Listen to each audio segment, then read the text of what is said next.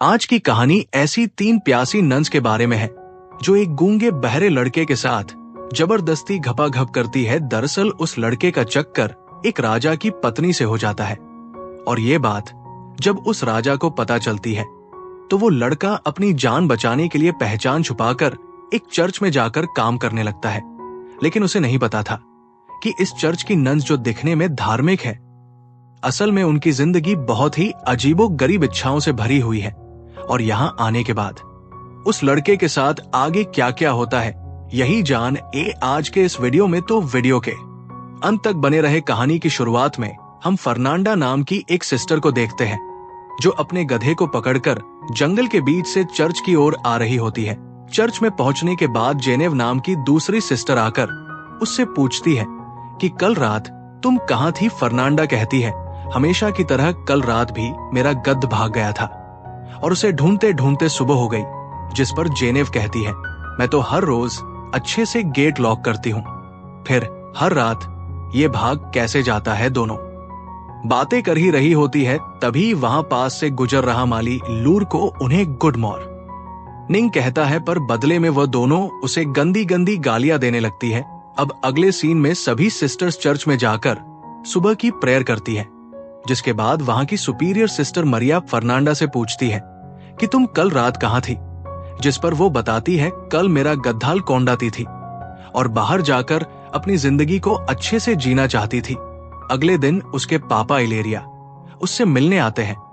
वो कहते हैं कि उसके लिए लड़का नहीं मिल रहा है, लड़के वाले काफी ज्यादा दहेज मांग रहे हैं। इस पर एलेक्जेंड्रा कहती है कि अगर वो चर्च में डोनेशन देना कम कर दे तो दहेज के पैसों का बंदोबस्त हो सकता है, लेकिन उसके पिता साफ मना कर देते हैं।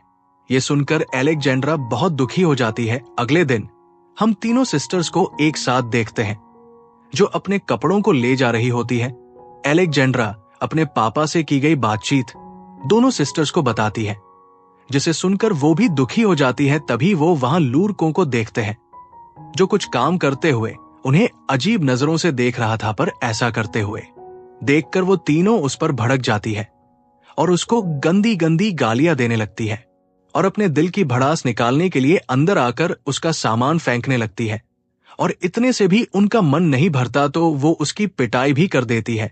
दूसरी तरफ हम इस चर्च के फादर टोमासो को देखते हैं जो सिस्टर्स के बनाए हुए कपड़ों को बाजार लेकर जाने के लिए निकलते हैं। रास्ते में लूर को उनसे मिलता है और कहता है, अब मैं इस चर्च में काम नहीं करना चाहता कि उन तीनों सिस्टर ने उसका जीना मुश्किल कर दिया था। इस पर फादर उसे समझाते हैं कि अब आगे से ऐसा कुछ नहीं होगा, पर लूर को कि उन तीनों सिस्टर से फट चुकी होती है और वह वहां से चला जाता है। इसके बाद हम चर्च से कुछ मील दूर एक घर में लॉर्ड ब्रूनो नाम के एक जमींदार आदमी को देखते हैं जो कि अपनी बीवी फ्रांसिस्का के साथ बैठकर डिनर कर रहा होता है।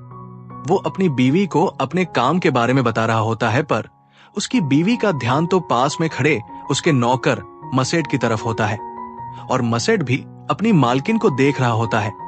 दोनों के बीच में नैन मटक्का चल रहा होता है। फिर रात होते ही हम देखते हैं कि फ्रेंच मसेट के साथ पलंग तोड़ रही होती है। एक राउंड खत्म करने के बाद फ्रेंच कहती है, मेरा पति मुझे खुश नहीं कर पाता और वो किसी काम का नहीं है। इसके बाद दोनों दूसरे राउंड के लिए तैयार हो जाते हैं। तभी कमरे में ब्रूनो के आने की आवाज सुनकर मसेट खिड़की से कूद कर भागने की कोशिश करता है, लेकिन ब्रूनो आकर उसको पीछे से देख लेता है और उसका पीछा करते हुए सभी नौकरों के घर में चला जाता है। मगर मसेट पहले पहुंचकर सोने का नाटक करने लगता है। इसके बाद ब्रूनो सभी नौकरों को चेक करने लगता है। चेक करते हुए जब वह मसेट के पास आता है तो उसे शक हो जाता है कि यही वो नौकर है, पर अंधेरा होने की वजह से वो उसे पहचान नहीं पाता, इसलिए उसके कुछ बाल काट लेता है ताकि सुबह होने पर उसे पता चल जाए। पर ब्रूनो के जाते ही मसेट उठकर अपने सभी साथियों के बाल भी थोड़ा थोड़ा काट देता है।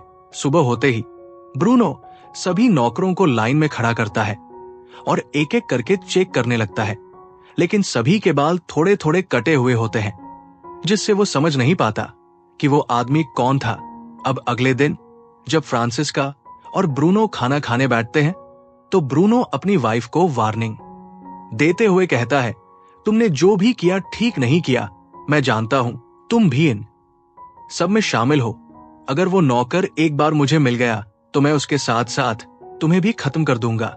लेकिन फ्रांसिस्का ब्रूनो से बिल्कुल भी नहीं डरती और कहती है कि तुम ऐसा कुछ भी नहीं कर पाओगे। फिर आगे हम मसेट को काम करते हुए देखते हैं और वहां फ्रेंच काका भी होती है जो मसेट के पास आती है और उसके साथ जबरदस्ती अपनी प्यास बुझाने की कोशिश करने लगती है।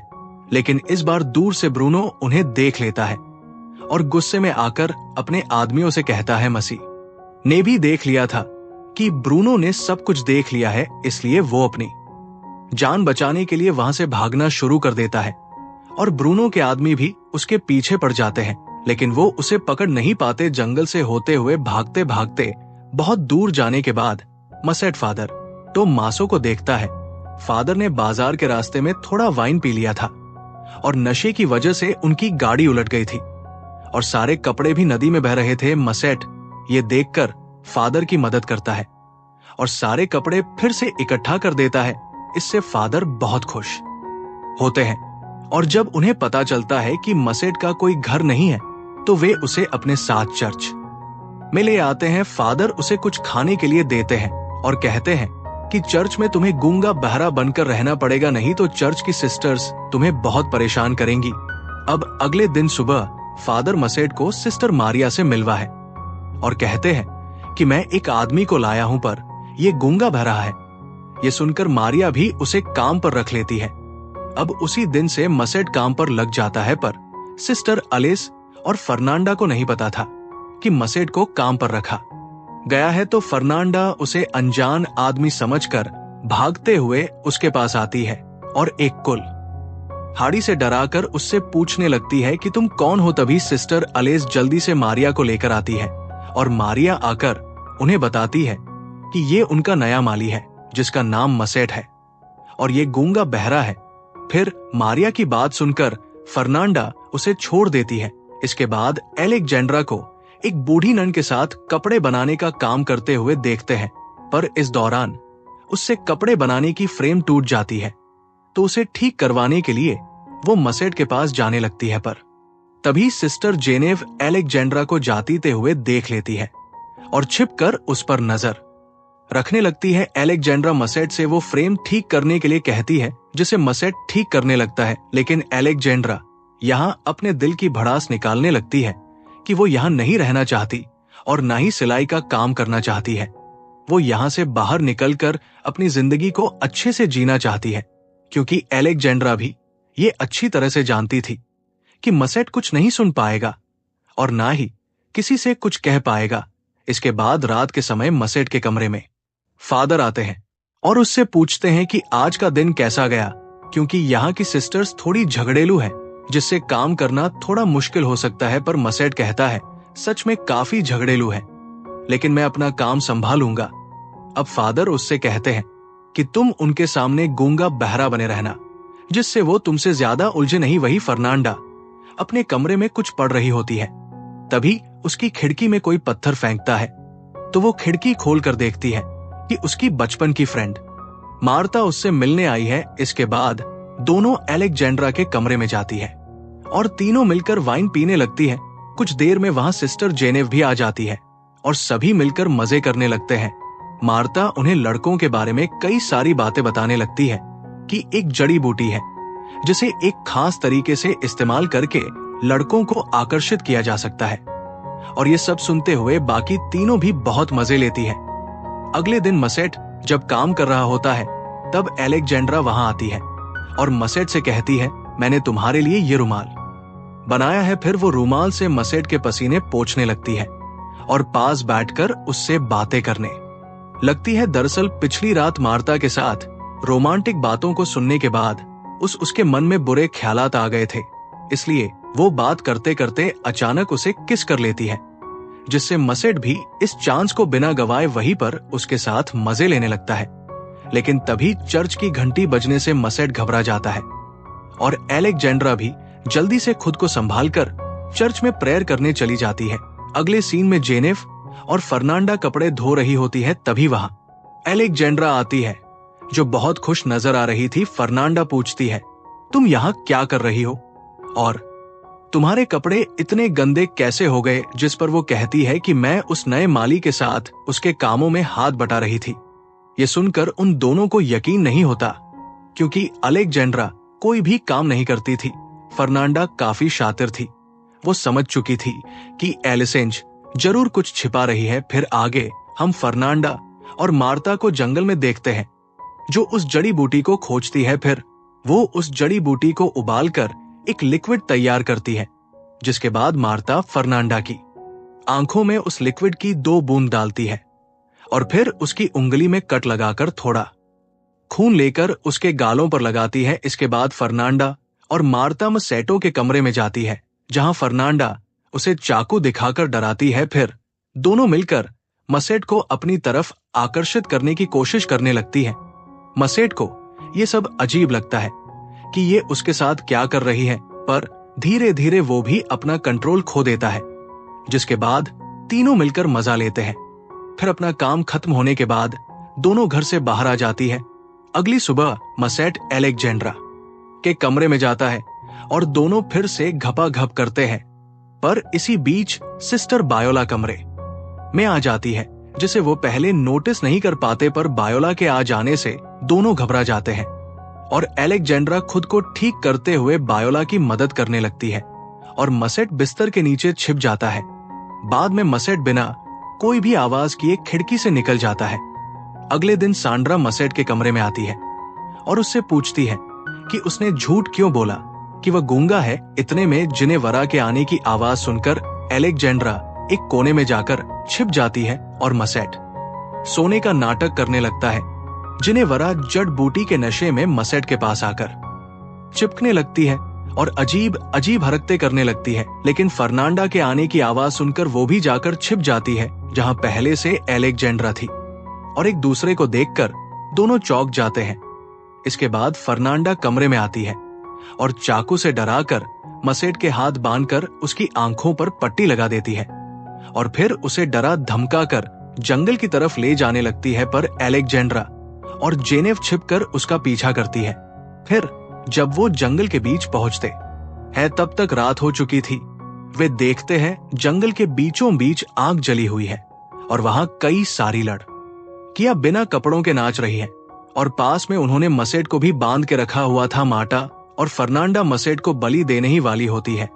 तभी मसेट डर के मारे बोल पड़ता है कि मुझे छोड़ दो। ये सुनकर उन्हें भी पता चल जाता है कि मसेट गूंगा बहरा नहीं है। इसी बीच फर्नांडा मसेट को बलि देने वाली होती है। तभी एलिस वहां पहुंचकर फर्नांडा से चाकू छीन लेती है और मसेट को बचा लेती है। चर्च पहुंचकर वो चिल्लाने लगती है कि फर्नांडा एक चुड़ैल है और ये सब आवाज सुनकर फादर बिशप बाहर आते हैं। इतने में फर्नांडा, अलेक्जेंड्रा और मसेट भी वहां पहुंच जाते हैं। पर जेनेव कहती है ये सब एक साथ मिले हुए हैं और ये दोनों इस माली के साथ घपाघप भी कर रही थी। और फादर बिशप भी समझ जाते हैं कि इस चर्च में अब तक क्या चल रहा था। इसके बाद अगले दिन फादर बिशप एक एक करके सभी को सजा सुनाते हैं और मसेट को फिर से लॉर्ड ब्रूनो के हवाले कर दिया जाता है। इसके बाद हम तीनों सिस्टर्स को देखते हैं जो एक दूसरे से माफी मांगती है। सिस्टर जेनेव भी फर्नांडा से कहती है मुझे माफ कर देना। फिर तीनों मसेट के बारे में सोचने लगती है शायद लॉर्ड ब्रूनो उसे मार डालेगा, इसलिए वो उसे बचाने का एक प्लान बनाती है। उधर लॉर्ड ब्रूनो ने मसेट को जेल में बंद कर दिया था। इसके बाद मसेट उन सिपाहियों से रिक्वेस्ट करने लगता है कि वो उसे आजाद कर दे, लेकिन वो मना कर देते हैं और उल्टा उसका मजाक उड़ाने लगते हैं। फिर कुछ देर बाद एक कछुए पर जलती हुई मोमबत्ती देखकर सिपाही उसके पीछे पीछे चले जाते हैं। असल में उस कछुए को सिस्टर्स ने छोड़ा था और उनके जाते ही तीनों सिस्टर्स आकर मसेट को बाहर निकाल लेती है और उसकी जगह एक पुतला रखकर मसेट को सिस्टर्स के कपड़े पहना देती है। फिर उसे लेकर जंगल की तरफ भागने लगती है और इसी के साथ कहानी यहीं पर खत्म हो जाती है। तो दोस्तों, ये थी द लिटिल हॉर्स 2017 की कहानी।